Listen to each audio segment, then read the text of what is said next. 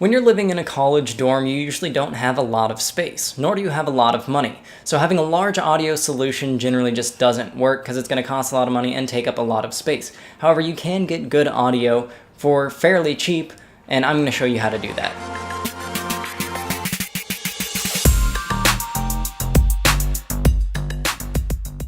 My solution is an old Yamaha T90 receiver that I just used to power a pair of bookshelf speakers on my desk, using them basically as computer monitors. I also hook up my MSR7s from Audio-Technica into them, which are a fairly inexpensive, kind of more on the expensive side, but inexpensive for their feature set pair of headphones. So if you want to see a review of those headphones, I will leave that in the top right-hand corner of the screen right up there, so you can go check that out.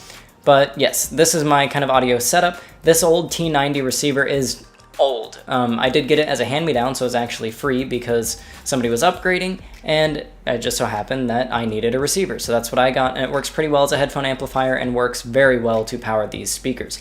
And then I just use a RCA cable to headphone jack to plug it into my computer, and I can just easily run my computer sounds through there and to the speakers on my desk, and that works out pretty well. And I just leave the receiver on my dresser, which is just a little bit away from my desk, and just have the speakers plugged in there. One word of warning though, if you want to have the best sound possible, make sure that the cable runs to both speakers are identical in length, even if they don't have to be. Just make sure that, figure out your longest run and make them both that length, and put the extra cable somewhere, because you need to make sure that the cable lengths are the same so that you don't get any slight delays. It'll be very slight, but I mean, if you're going for audiophile level sound, you need to make sure that the cables are the same length.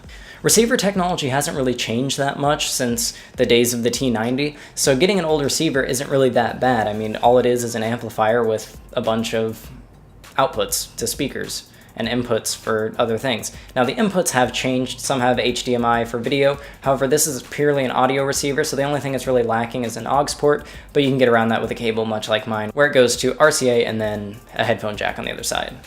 Another word of warning is not to buy used speakers. Speakers, once they're used, generally degrade pretty fast, and you have no clue of knowing how much they've been used, what they've been used for. So generally you don't want to buy used speakers. Used speakers just aren't that great, and you want to buy brand new speakers. So I got a pair of Insignia, just bookshelf speakers from Best Buy. They were like $40 on sale, so that's what I went with because they have pretty good sound. They got a 4-inch woofer. Their frequency response is pretty okay for bookshelf speakers, so they work, and that's what I got them for, and they do sound really good.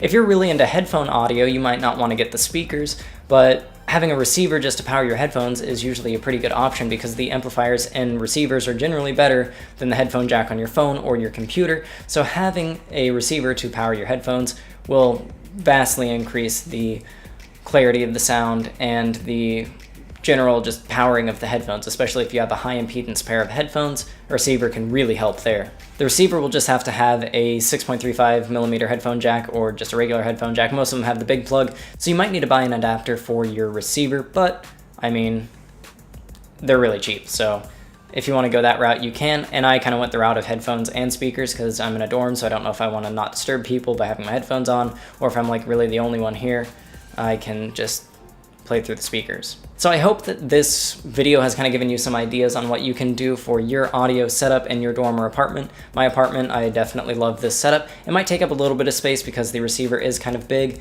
but I really didn't have another use for my dresser, so it's nice just to put that there, and it kind of looks good there, and I can set some things on it. However, you can't block any of the airflow holes, so I just have a thin slither where I can put things.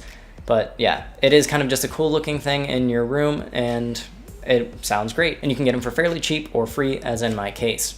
If this video did help you, go ahead and leave a like on it. If you like the content on this channel, go ahead and subscribe, and check out the videos on the end screen of this video.